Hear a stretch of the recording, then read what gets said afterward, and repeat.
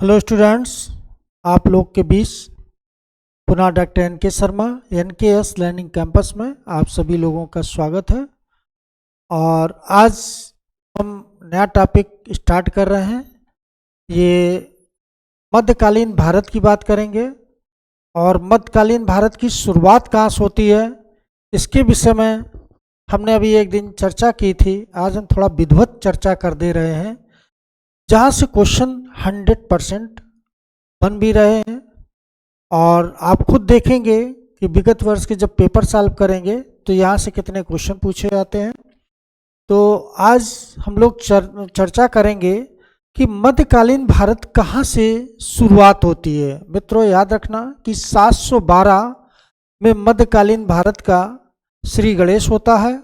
और कहा जाए कि मध्यकालीन भारत जब शुरुआत हुई तो एक शासक था अल हजाज, और ये ईरान का था। लेकिन इसने अपना एक सेनापति, रिश्ते में वो भतीजा था और बाद में उसका दामाद भी बना, और उसको कहाँ भेजता है 712, ध्यान देना कि 712 में जब भेजा और ये जब आया भारत में, और कहा जाता है सिंध पर ये पहुंचा।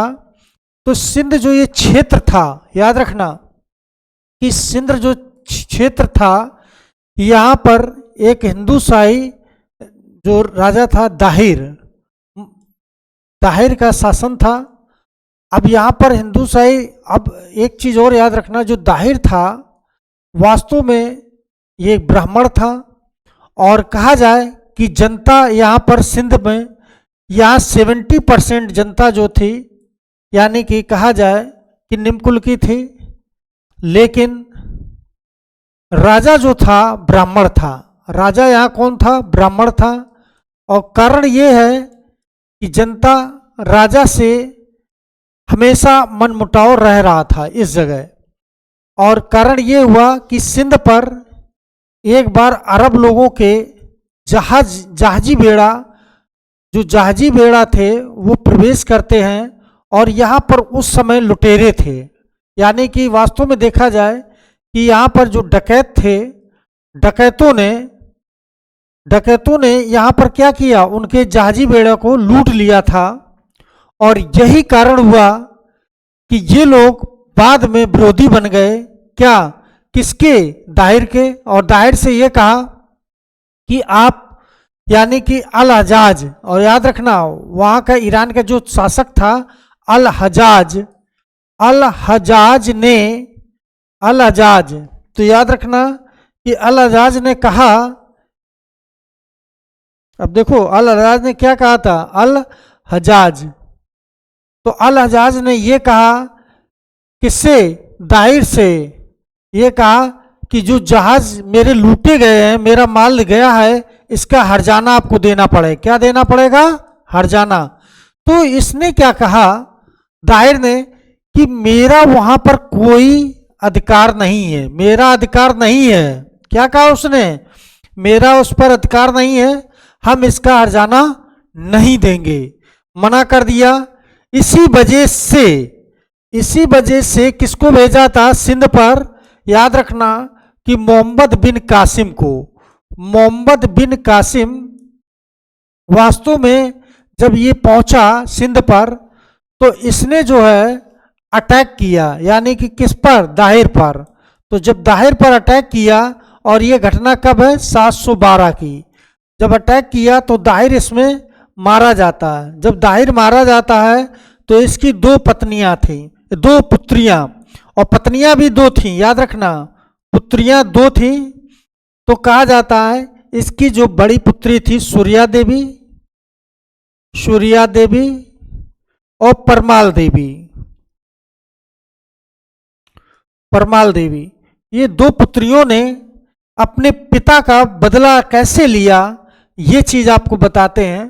कि जब इन 2 पुत्रियों को बंदी बनाकर किसके पास भेजा जाता है? अल हजाज के पास भेज दिया जाता। जब अल हजाज के पास ये दोनों पहुंचती हैं, और ये क्या कहते हैं कि इन्होंने, यानी किसने? मोहम्मद बिन कासिम ने मेरा धर्म पहले ही भ्रष्ट कर दिया है, यानी मेरे साथ गलत कर दिया था।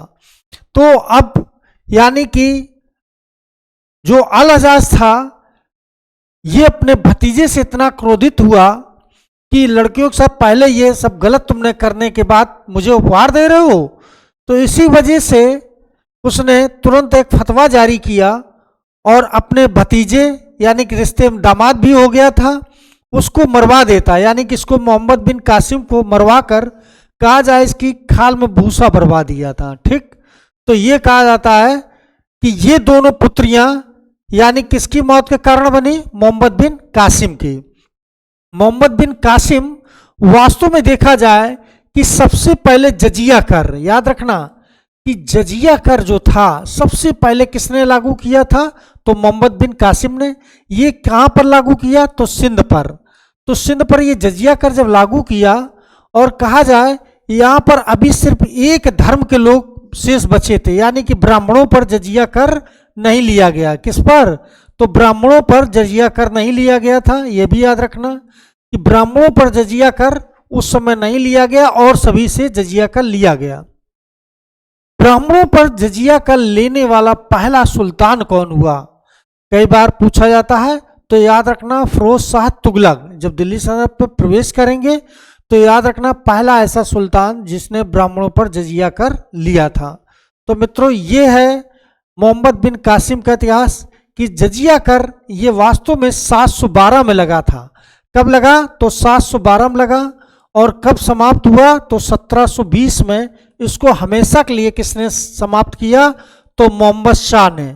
तो मोहम्मद शाह ने यानी कि 1720 में हमेशा के लिए जजिया कर समाप्त कर दिया था। तो ये चीज याद रखना। अब अगला देखिए, अब इसके बाद हम लोग प्रवेश करते हैं कि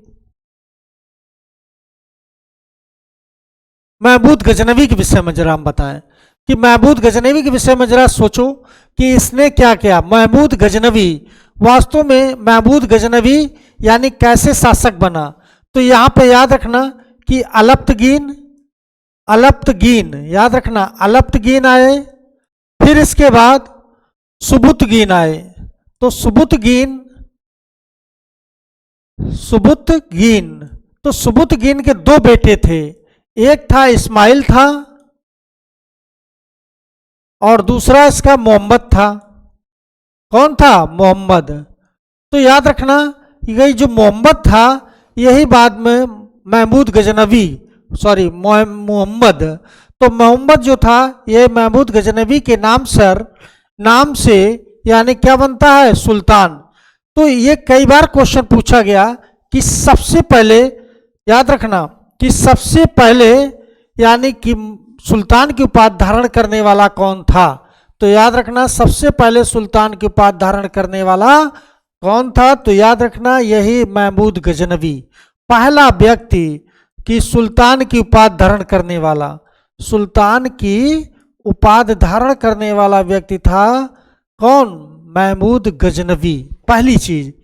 और इसके दरबार में कौन रहता था, दो हिंदू सेना नायक, एक सेवदराम थे दूसरा तिलक थे, यानी कि जात से ये मुसलमान था लेकिन दो हिंदू सेनापति अपने, यानी कि हिंदू सेनापति, याद रखना कि हिंदुओं को अगर सेना में भर्ती किया तो सबसे पहले यानी कि किसने, महमूद गजनवी ने। मित्रों एक चीज याद बता दें कि मुगल काल में सर्वाधिक हिंदुओं की सेना किस बादशाह के समय थी, तो याद रखना औरंगजेब के समय सबसे ज्यादा सेना। और अगर यही पूछा सल्तनत काल में सबसे ज्यादा हिंदुओं की सेना किसके पास थी, तो अलाउद्दीन खिलजी के पास। भले ये कट्टर मुसलमान थे लेकिन इनके पास हिंदुओं की सेना सबसे ज्यादा होती थी। तो ये चीज याद रखना कि सुल्तान की उपाधि धारण इसने की, ठीक। और संस्कृत, एक तरफ संस्कृत भाषा थी और उसी में अपना नाम, एक तरफ अपना नाम अंकित कराया मोहम्मद, यानी कि मोहम्मद नाम अंकित करवाया किसमें, सिक्के पर, ऐसा व्यक्ति। और अभी पीसस में क्वेश्चन पूछा गया कि महमूद गजनवी किस दर्रे से आया था। महमूद गजनवी तो खैबर दर्रे से, ठीक है। तो खैबर दर्रे से कौन आया था, महमूद गजनवी आया था। और इसका यानी कि जन्म कब हुआ तो 971 में। जन्म इसका कब हुआ था तो 971 में। महमूद गजनवी का जन्म कब हुआ 971 में हुआ। और इसने सबसे पहले कहां पर आक्रमण किया था तो पंजाब पर किया था। महमूद गजनवी का पहला अटैक कहां था तो पंजाब पर था। और ये 1000 ईसापुर ने ईस्वी में किया था। और वहां शासन किसका था तो हिंदू शाही जो सेनापति थे, हिंदू शाही यानी कि राजा था, उसी का यहाँ पर शासन था। और फिर पेशावर पर किया, पेशावर पर भी इसी का शासन था और इसका नाम था जयपाल। वास्तव में जयपाल जो था पहले बार पराजित हुआ पंजाब में, दूसरे पेशावर में जब पराजित होता है तो इतनी आत्मग्लानि होती उसको है कि पहला ऐसा शासक जिसने आत्मदाह कर लिया। यानी कि उसने आत्मदाह क्यों किया कि 2 बार पराजित हुआ और कहा जाए इसने आत्मदाह कर लिया था। याद रखना कि जयपाल ने आत्मदाह कर लिया। यह भी क्वेश्चन कई बार पूछा गया है कि जयपाल ने यानी कि आत्मदाह क्यों किया। तो याद रखना कि महमूद गजनवी से 2 बार पराजित हुआ। इस अपमान यानी कि अपमान भी हुआ उसका कि भाई एक हिंदू शाही राजा जो उस समय बहुत शक्तिशाली था और उसे एक मुस्लिम सुल्तान ने हरा दिया, तो वो अपना यानी कि अपमान सहन नहीं कर पाया और इस वजह से आत्मदाह कर लेता। इसके बाद भाटिंडा पर जब अटैक किया तो यहाँ पर विजय राय था। और इसके बाद मुल्तान पर अटैक करता है तो यहाँ दाऊद खां थे जो करमपंथी संप्रदाय से थे। और इसके बाद बैहंद पर जब अटैक करता है तो यहाँ आनंद पाल था। यानी कि आनंद पाल कौन था जयपाल का बेटा, और ये हिंदू शाही यानी कि परिवार से था। और इसके बाद कश्मीर पर जब अटैक होता है तो संग्राम लोहार था, यानी कि लोहार वंश, यानी कि ये था। और इसके बाद मथुरा पर और कन्नौज पे करता है तो यहाँ प्रत्याहार राजा था, उसका नाम राजपाल था। याद रखना एक जयपाल एक राजपाल। तो राजपाल था। राजपाल बिना युद्ध करे हुए युद्ध क्षेत्र से भाग जाता है। जब युद्ध क्षेत्र से भागता है तो इसकी हत्या कौन करता है विद्याधर। याद रखना इसकी हत्या कौन करता है तो विद्याधर। तो ये विद्याधर किस वंश का था तो ये चंदेल वंश का था। किस वंश का था तो चंदेल वंश का।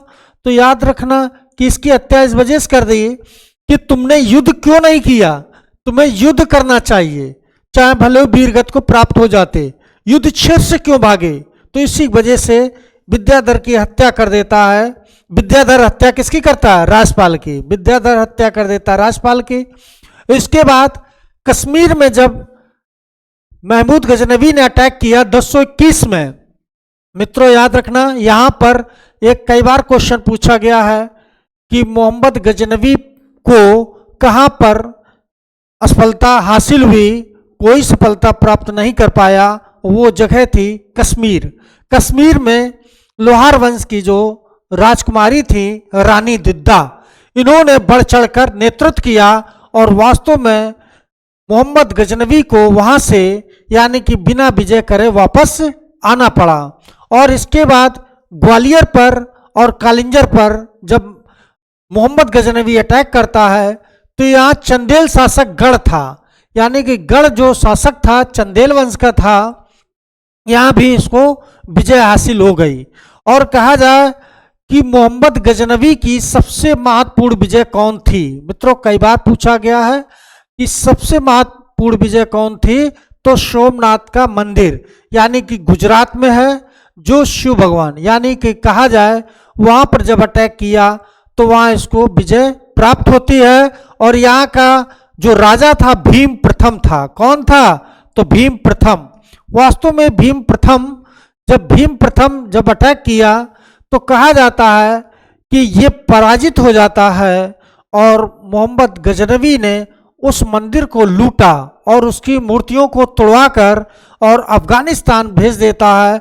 और मस्जिद जो थी वहाँ पर उनकी सीढ़ियों पर वो मूर्तियों को लगवाता है।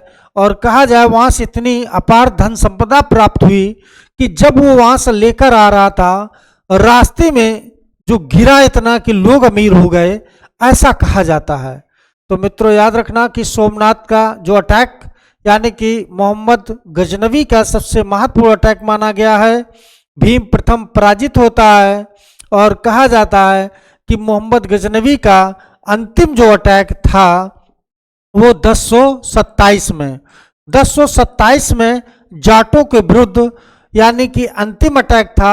जाटों से क्यों युद्ध किया था, इसके पीछे कारण ये था कि जिस समय सोमनाथ के मंदिर पर अटैक करने जा रहा था, उस समय जाटों ने इसका क्या किया था, विरोध किया था और काफी तंग किया। तब उसने कहा था कि अभी तो हम चलो तुम्हें माफ कर रहे हैं, लेकिन जब मैं अपना मिशन वापस आएंगे प्राप्त करके, तो इसके बाद तुम्हें दंड जरूर देंगे। तो पहला उसका मिशन क्या था, सोमनाथ का मंदिर पर अटैक करना। चूंकि सोमनाथ के मंदिर पर उसने सुन रखा था अपार धन संपदा है, इसी वजह से लूटने के बाद आता है और पुनः जाटों पर यानी अटैक कर देता है और जाटों को पराजित कर देता है। तो याद रखना, अलबरूनी जो आया था, किताब-ए-हिंद पुस्तक लिखी है, उसमें इसका जिक्र करता है। अलबरूनी जो है यानी कहा जाए इसी के साथ भारत आया था 1099 में। तो ये जब आया, उसने इसके दरबार में यानी कहा जाए एक इतिहासकार के रूप में यानी कि उसने शासनकाल देखा और किया। तो उसने इसकी यानी कि सफलताओं का जिक्र किया। कहा जाता है कि 17 अटैक किए और एक भी अटैक में पराजित नहीं हुआ। इसकी जानकारी हमें कौन देती है, हेनरी इलियट। तो वास्तव में हेनरी इलियट, याद रखना कि हेनरी इलियट जो थी, ये जानकारी दी कि ये 17 बार विजय प्राप्त की थी। कितने बार, 17 बार। वास्तव में ये जानकारी देने वाली, ये कई बार क्वेश्चन पूछा गया कि महमूद गजनवी ने भारत पर कितने बार अटैक किया, तो 17 बार। मित्रों 17 बार तो मुख्य अटैक हैं, वैसे इसके 21 अटैक हैं। तो याद रखना कि इसने 17 जो महत्वपूर्ण विजय थी, और कहा जाए एक भी युद्ध में पराजित नहीं हुआ। सिर्फ एक अपवाद था कि कश्मीर में इसको सफलता नहीं मिली। कश्मीर में एक महिला शासन कर रही थी, रानी दिद्दा थी। ठीक है, तो ये रहा इसका महमूद गजनवी का इतिहास। इसके बाद अगला है मोहम्मद गौरी का इतिहास। मोहम्मद गौरी के विषय में देखिए,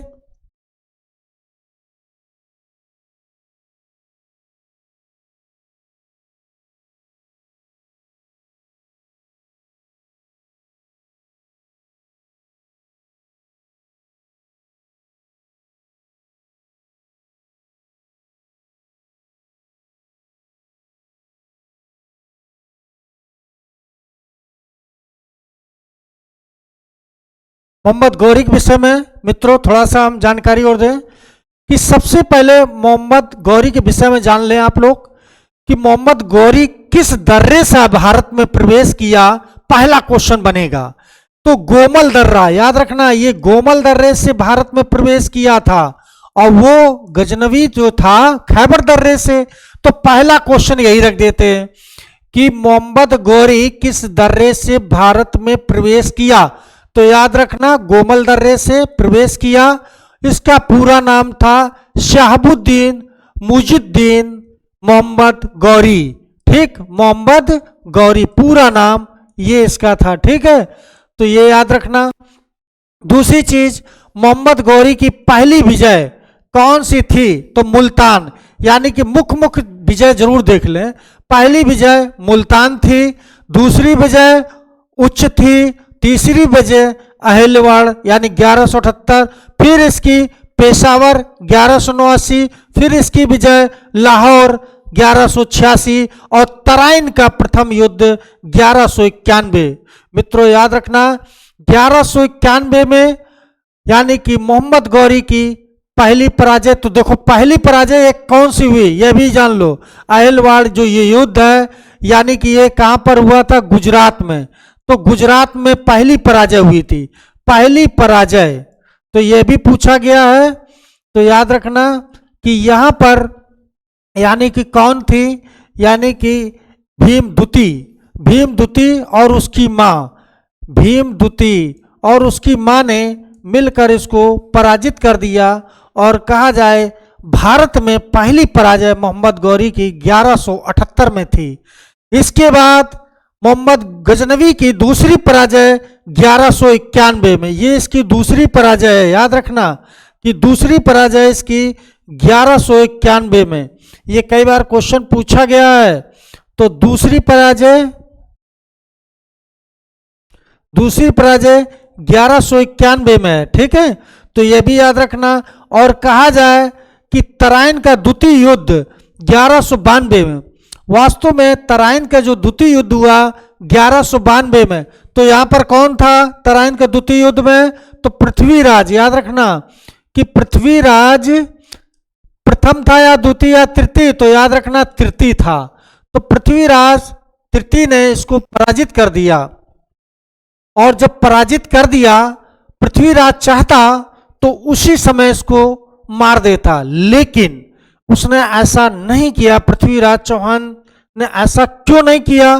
क्योंकि एक सिद्धांतवादी राजा थे। कहा कि अगर एक व्यक्ति हार जाता है तो उसके हारे वो भाग रहा हो तो उस पर वार नहीं करना चाहिए, जाने देना चाहिए। चंद्रवरदाई ने यह कहा था कि पृथ्वीराज तुम ये बहुत बड़ी गलती कर रहे हो। मेरा मानना है कि हारे हुए व्यक्ति को छोड़ना नहीं चाहिए, क्योंकि जब वो दोबारा अटैक करता है तो अपनी दूनी शक्ति के साथ आएगा। हो सकता है कल आपको डिफीट दे दे।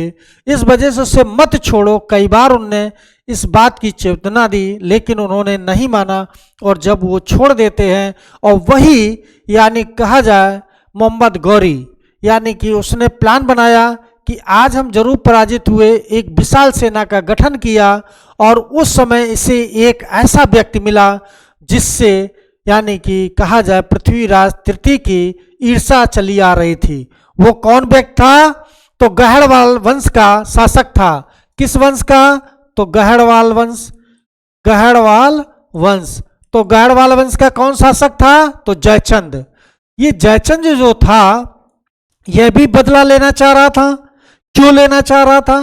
क्योंकि इसकी पुत्री संयोगता जो थी उसे पृथ्वीराज चौहान यानी कि हरण कर लिया, यानी कि प्रेम भी करता था। जब रिश्ता मांगा कि मुझे अपनी पुत्री दे दो, तो उसने मना कर दिया। बोला कि मैं उच्च कुल का हूं और आप निम्न कुल के, मैं पुत्री विवाह नहीं करूंगा। जबकि दोनों राजपूत थे। अगर हो सकता है कि वो वैवाहिक संबंध हो जाता तो ये नौबत न आती, लेकिन ऐसा नहीं हुआ। तब पृथ्वीराज तृतीय ने जबरदस्ती उनके घर से संयोगता को उठा लिया। और कहा जाए ये विवाह किस प्रकार का हुआ? तो राक्षस विवाह, एक तरीके से गंधर्व और राक्षस। गंधर्व इस वजह से क्यों प्यार करते थे, राक्षस इस वजह से जबरदस्ती फिर उठा लिया। तो ये चीज हो गई। अब इसके बाद इन दोनों की ईर्ष्या हो गई और ये बदला लेने के लिए सोच रहा था। और उधर मोहम्मद गौरी वो भी बदला लेने के लिए सोच रहा था। दोनों लोग संयुक्त हो जाते हैं और दोनों लोग जब विशाल सेना लेकर जब जाते हैं तो ये घर का भेदी लंका ढाए। जिस तरीके से इतिहास गवाह है कि कभी भी कोई पराजित हुआ है तो निश्चित है उसका घर का भेदी जरूर होता है। चाहे वो रामायण में आप देख लीजिए, चाहे ये इतिहास में देख लीजिए, ये निश्चित है कि बिना घर का वेदी बताए ऐसा नहीं हो पाता है। और यही हुआ कि वास्तव में यहाँ पर सारे रास्ते मालूम थे किसको? जयचंद को, कि किस तरफ से युद्ध करना चाहिए, कहाँ पर मोर्चा संभालना चाहिए, कहाँ पर कैसे भागने का रास्ता है। ये सारी ऐसे मोर्चाबंदी कर दी।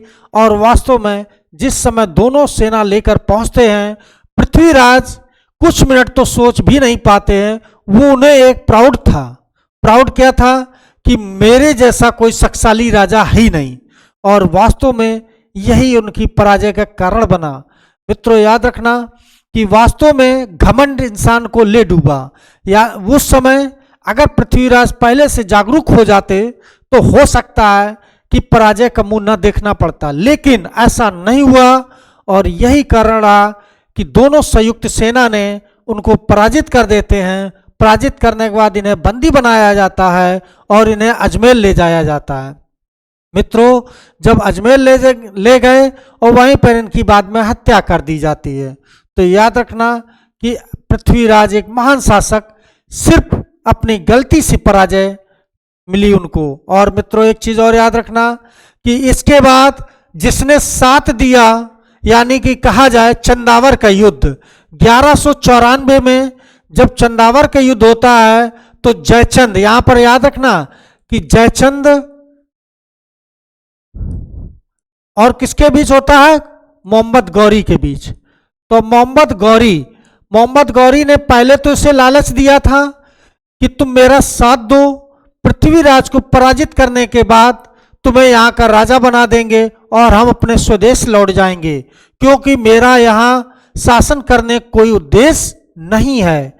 और ये मूर्ख लालची इसने क्या किया कि उनकी बात मान ली। ये चीज किसने कहा, यानी कि खुद, यानी कि उसी समय एक ऐसे शासक थे चंदवरदाई, यानी कि दरबार में रहते, तो उनने ये बात कही कि पहली और फिर दूसरी गलती, यानी कि पहली गलती वो कि तराइन के द्वितीय युद्ध में साथ दिया। अब ये दूसरी गलती ये हो रही है कि 1194 में चंदावर का जब युद्ध हुआ, वास्तव में चंदावर के युद्ध जब हुआ तब जयचंद कुछ समय के लिए सोच नहीं पाए कि मैंने बहुत बड़ी गलती की। अगर उसी समय पृथ्वीराज की बात मान लिया होता तो हो सकता आज ये दिन ना देखने पड़ते। ये चीज जब 1194 में युद्ध हो रहा था, अब युद्ध तो निश्चित था, और इसमें क्या होता है, युद्ध करते हुए जयचंद मारा जाता है और मोहम्मद गौरी यहाँ पर क्या करता है, सत्ता हत्या लेता है। तो मित्रों सिर्फ गलती की वजह से, अगर हो सकता उस समय संयोगता का विवाह पृथ्वीराज चौहान से कर देता तो ये नौबत नहीं आती, और बाद में मारा जाता है। और इसके बाद इसके याद रखना कि मोहम्मद गौरी के 3 सेनापति थे। 3 सेनापति कौन कौन थे, एक तो ऐबक था सबसे ईमान वफादार, दूसरा यल्दोज था, यल्दोज, और तीसरा कौन था, कुबाचा। तो ये इसके कौन थे, सेनापति थे। तो ये 3 सेनापति, और इनका सबसे प्रिय सेनापति कौन था, तो ऐबक था। तो याद रखना इसके बाद बयाना का युद्ध होता है 1195-96 में, यहाँ भी मोहम्मद गौरी को सफलता मिलती है। और 1196 में यानी कहा जाए ग्वालियर का युद्ध होता है, यहाँ भी इसको सफलता मिली। 1206 में जिस समय मोहम्मद गौरी नवाज अदा कर रहा था तो एक पठान ने पीछे से छुरे से वार कर दिया और घायल हो जाता है, कुछ समय बाद इसकी मृत्यु हो जाती है। तो याद रखना कि 1206 में इसकी मृत्यु होती है मोहम्मद गौरी की। इसके बाद एक चीज और आपको बता दें, एक युद्ध और हुआ था 1203 का युद्ध, और याद रखना कि अंधखुद का युद्ध हुआ था। कौन सा, अंधखुद का युद्ध भी याद रखना कि अंधखुद में भी इसको पराजय मिली, लेकिन पराजय उस समय मारा भी जाता, लेकिन पराजय हुई और बाद में वे विजय में परिवर्तित हो गए। कैसे, चूंकि उस समय कहा जाए कि ऐबक का जो दास था, ऐबक का दास क्या कहा जाए कि दास तो ऐबक खुद था, यानी कि उस समय इल्तुतमिश को इसी ने खरीदा था ग्वालियर में। और सबसे पहले इल्तुतमिश का खरीदने का प्रयास किसने किया था, तो मोहम्मद गौरी ने किया था दिल्ली में। तो उस समय इसका मूल्य इतना अधिक रख दिया गया कि इसे नहीं खरीदा, और बाद में चुपके से ऐबक ने इशारा किया कि ग्वालियर ले जाओ इसको, और बाद में खुद जाता ग्वालियर है, ऐबक इसको खरीद लेता है, और वही बाद में अंधखुद के युद्ध में अपनी एक सेना लेकर आता है। और वास्तव में यानी कि ऐबक का जो ये यानी कहा जाए खरीदा हुआ बालक बाद में इस तरीके से युद्ध लड़ता है कि पराजय को विजय में बदल दिया। और जब पूछता है मोहम्मद गौरी कि ऐबक ये बताओ ये बालक कौन है जिसने आज मेरे प्राण बचा लिए, तो ऐबक ये कहता है कि वास्तव में ये वही बालक है जिसे आप दिल्ली में खरीदने का प्रयास किया था, लेकिन आपने नहीं खरीदा, मैंने आपकी बिना अनुमति के ग्वालियर में से खरीदा था, और ये मेरी पहली गलती है, चाहो तो मुझे सजा दे दो या माफ कर दो। तब खुद इल्तुतमिश के लिए वो कहता है, कौन, मोहम्मद गौरी, कि तुमने बहुत अच्छा किया, आज इसी की वजह से मेरे प्राण बचे हैं, और आज मैं इसे दास्ता से मुक्ति देता हूं। यानी कि कई बार क्वेश्चन पीसीएस में, आईएएस में, समीक्षा अधिकारी में पूछा गया कि इल्तुतमिश को दास्ता से मुक्ति किसने दी थी? तो मित्रों याद रखना कि मोहम्मद गौरी ने दी थी। लोग लगा क्या देते हैं कि ऐबक का दास था तो ऐबक ही देगा, लेकिन याद रखना एक दास दूसरे दास को मुक्ति कैसे दे सकता है? तो ये चीज रही। तो याद रखना कि हमेशा क्वेश्चन पूछा जाता है कि इल्तुतमिश को दास्ता से किसने मुक्ति दी? तो याद रखना कि मोहम्मद गौरी को लगाना। और एक क्वेश्चन और मोहम्मद गौरी से बनता है कि मोहम्मद गौरी ने किस प्रकार के सिक्के चलाए थे? तो लक्ष्मी प्रकार के सिक्के चलाए थे। ऑप्शन होगा कि लक्ष्मी प्रकार के सिक्के किसने चलाए थे? ऑप्शन होगा महमूद गजनवी, मोहम्मद गौरी, अकबर या औरंगजेब। तो याद रखना कि मोहम्मद गौरी को लगा के आना, क्योंकि इसने जो सिक्के चलाए लक्ष्मी प्रकार के चलाए थे, क्योंकि मुसलमान सुल्तान होने के बाद भी लक्ष्मी प्रकार के सिक्के चलाए। और राम सिया आकृत के सिक्के किसने चलाए? तो अकबर ने चलाए, चूँकि इनका इस्लाम धर्म था लेकिन हिंदू देवी देवताओं के सिक्के चलाए, तो ये भी एक उदारवादी शासक। तो याद रखना ये क्वेश्चन दोनों बहुत पूछे जाते हैं, तो ये गलत मत करना। तो आज हम लोग का यानी कि मोहम्मद बिन कासिम से लेकर गजनवी, मोहम्मद गौरी, ये आज चैप्टर समाप्त हुआ। कल हम लोग का नया टॉपिक स्टार्ट होगा, यानी कि नया टॉपिक क्या होगा कि दिल्ली सल्तनत काल। वास्तव में यहाँ पर अब प्रवेश होगा। अब ऐबक जो है यानी कि यहाँ इल्दोज कुबाचा को पराजित करके ऐबक जो है गुलाम वंश की नींव डालता है। गुलाम वंश की नींव डालने वाला व्यक्ति कौन था? कुतुबुद्दीन ऐबक था, जो किसका दास था? मोहम्मद गौरी का। और ये जब यानी कि कहा जाए गुलाम वंश की नींव डालता है, और इसने अपनी राजधानी कहाँ बनाई थी? दिल्ली ना बनाकर लाहौर राजधानी बनाई, और वहीं से इसने शासन किया।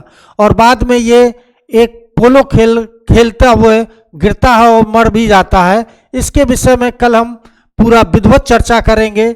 और मित्रों जुड़े रहिए मेरे साथ, कल हो सकता है बहुत महत्वपूर्ण क्लास होगी, और कल मैं कोशिश करेंगे कि गुलाम वंश पूरा समाप्त करें। ठीक है, कल पूरा गुलाम वंश को समाप्त करेंगे। गुलाम वंश में कई शासक हैं, जैसे कौन कौन है?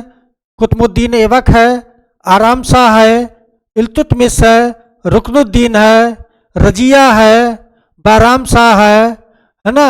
तो ये सब आएंगे, नसरुद्दीन, इनके विषय में सब कुछ बताएंगे कल हम।